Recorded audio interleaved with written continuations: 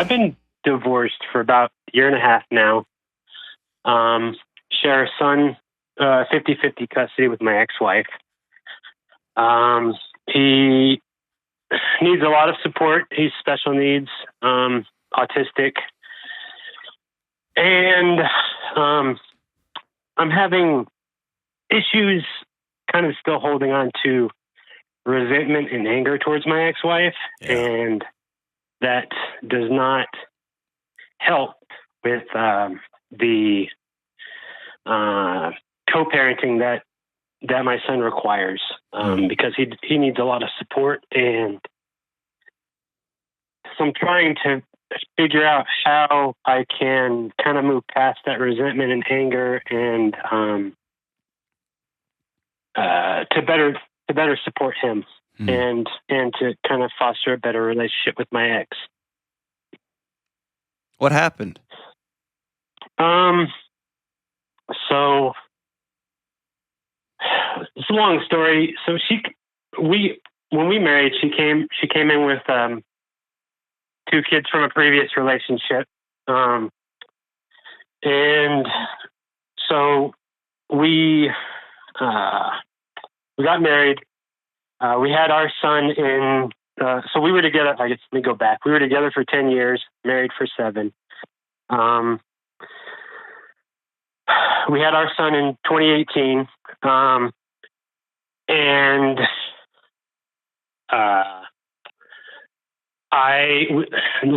due to finances and other things, I was working 60 hours a week. She was working. I was taking care of my son in the daytime, working nights. Went back to school during COVID, during that time.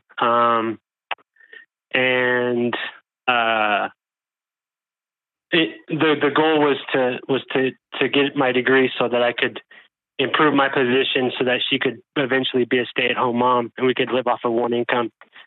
And I guess just as life happens, got busy, and our connection kind of faltered. And she ended up having an affair with her boss, and ended up getting pregnant from that affair. And after we divorced, she moved in with him, and she's been living with him since. Can I tell you something that I'm hearing? Yeah. And again, I know this is a compressed time, and I know it can be nerve-wracking when you're like finally on the phone. I get all that. Yeah. But you told me you wanted to let go of this anger and resentment for your son, so that you could you could be a better co-parent with your ex. As you just told this story, I heard you blame yourself all the way through for working 60 hours to provide for your family, to also going back to school, to also being a caretaker of a special needs kid during the day. Yeah. And I hear you just beating yourself up. Not one time have I heard you say, I want peace. I want to be well. I want to be okay. And I'm interested in how, because here's the thing. There was a season when my wife was working on her master's degree and her PhD, I didn't see her very much. And God knows I worked through 2 PhDs, and I was an absentee father because I was working full time and running around with police officers in the middle of the night and doing grad school all day, Saturdays and Sundays. Yeah. And neither of us slept with our bosses and had another kid. We're not perfect. We screwed up other stuff, but like somehow it sounds like you've taken this on as you're at fault here. Yeah. And I guess what I would tell you is forgiveness is a gift to you.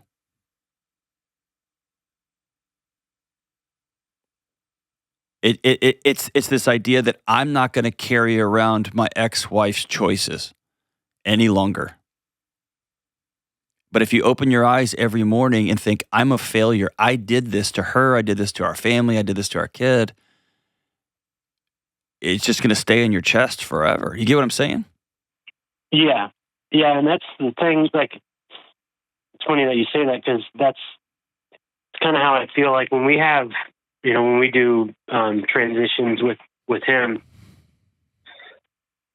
when we're nice to each other and, things go well, I feel horrible afterwards, and I don't know why. And when we're arguing and, it sounds kind of juvenile, I guess, but when I feel like she's, I guess, hurting, the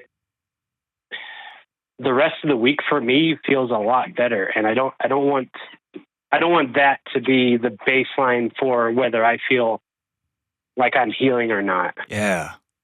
So this is going to sound nutty, but let's take her out of the equation. Okay. Take her off the table for a second. You're a single dad now of a special needs kid, right? Yeah. That's a label that nobody wants, right? Right. That's an identity that's a really tough thing. I have just been with my daughter. My son has been out of town for a few weeks. My wife was in Texas helping with the flood stuff. I was a single dad for like 9 days. And yeah, dude, I would hug you if you were sitting right here. This is your whole life. You know what I mean? And my daughter doesn't have extra challenges like that. Like, you have a hard life. Is that fair? Yeah.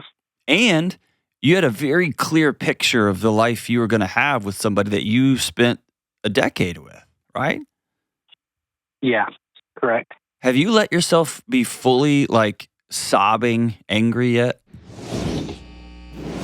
Just hearing the term 9 to 5 can be a drag. So my friends at Cozy Earth are here to help make your 5 to 9 way more comfortable. I love Cozy Earth's pants and all-day t-shirts. They're soft, breathable, and super tough. And my wife loves her pajamas. And my whole family loves Cozy Earth sheets. They're super comfortable, and they keep us cool when it's hot outside. Try them risk-free for 100 nights. You can save 40% off your entire order at cozyearth.com/Delony. Have you let yourself be fully, like, sobbing angry yet?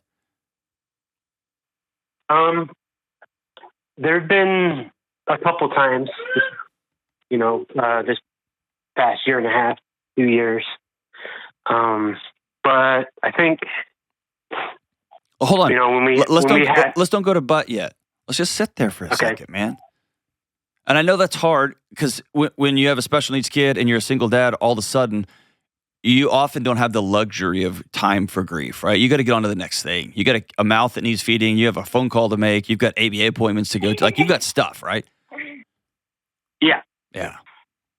Yeah, I do. Can I just tell you, man? He keeps me running. So. He does. I know. He keeps you busy, right? Yeah. And then you run through all day, you collapse, and you put your head on your pillow, and it just consumes you.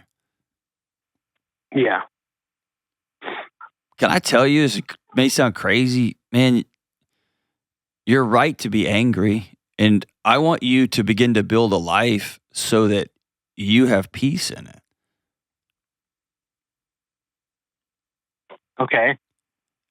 Or I guess another way to say that is, I don't want you waking up every morning and right by the side of your bed sits a cinder block with your ex-wife's name on it. And the first thing you do is you pick up that cinder block and say, I'm going to carry this around today. Yeah, that's how it feels. It is.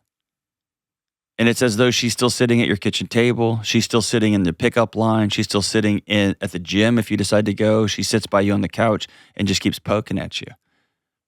Well, it's been a little hard just because I kept a house in the divorce, and it's been hard to stay here. Yeah. So why don't you sell it? I'm working on it. It needs a lot of work. It was lack of funds and lack of time. It's been through a lot of neglect, so I'm working on it now. Hold on. I want to back up. Bro, you are not a bad guy because money was tight.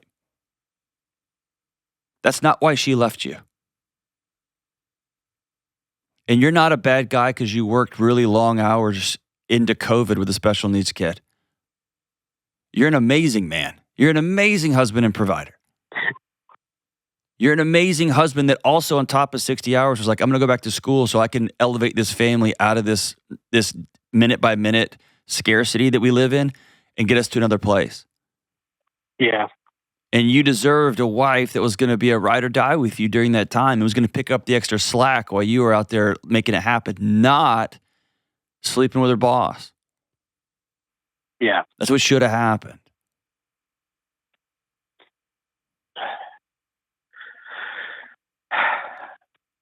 And this sounds ridiculous. You're not a child that when she's struggling that you smile a little bit. I'll tell you that's like it's energy not well spent, but there's not something wrong with you. It's a very human reality, right? Like, I hope this marriage fails. You'd be crazy if you're like, you know what? I hope this marriage is really great for her. You would be nut, right? Right. And that level of anger and frustration and resentment, it just impacts you. It doesn't impact her day in one bit.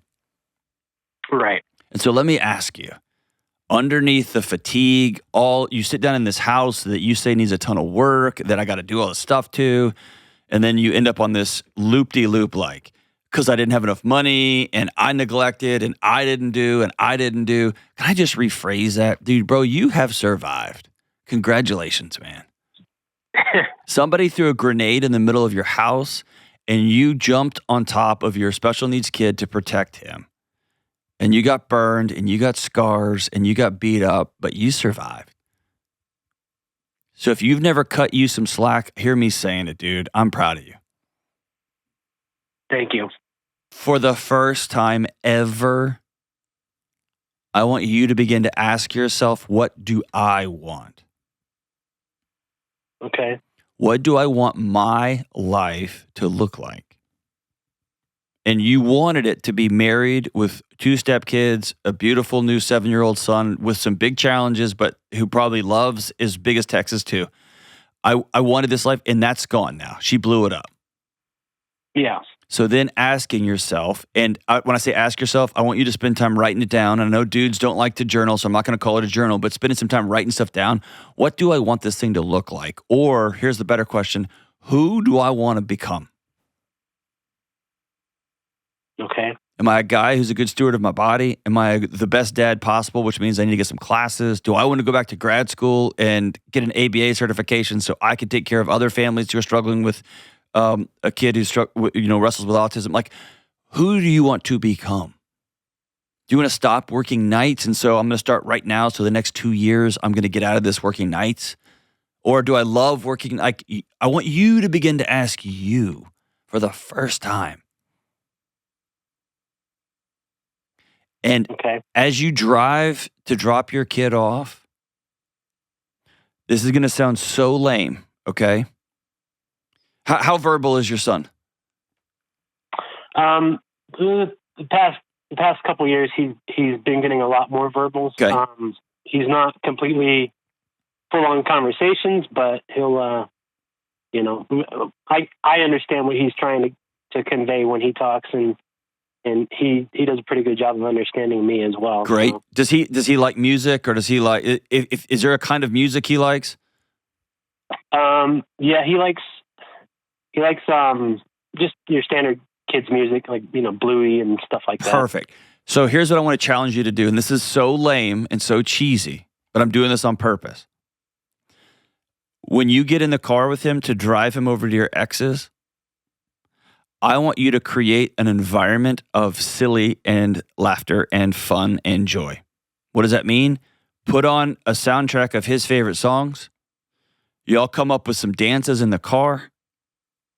And on your way over, I want you repeating the line in your mind, she doesn't get a vote in how I feel or how this handoff is going to go. And that is not something you just flip a switch on. It's a thing you're going to practice. And so the things I'm giving you, dancing, singing, creating an intentional environment of just silly, is you practicing. I get to create the environment of the drop-off. I get to create the environment of the pickup. I get to choose. I'm not fighting you. I'm not. Right. I get to choose, do I want to keep working nights and over the next 3 years work to full custody because she doesn't even want this kid? Like, Or she does want this kid. She is a good mom, even though she's a terrible wife. And those two things aren't always the same. And I'm going to honor that. And I'm not going to ever talk bad about her. And by the way, if you're living with a guy who also got cheated on by his wife, you're telling him, dude, we're not talking about our wives here at this house. I'm not doing that. I'm not living in that world. Yeah. I'm going on with my life. A lot of that. Okay, a lot of that does go on. You have to decide, I'm not going to come home and drink poison and hope that she gets sick from it. Okay. I'm out. But that also means you have to backfill your life with a different kind of drink because you have to drink something. Right. And that can be, I'm going to go to the gym. I'm going to start jiu-jitsu classes. I'm going to keep working on getting my degree. Not so that we can have this life, but so that I can have this different life.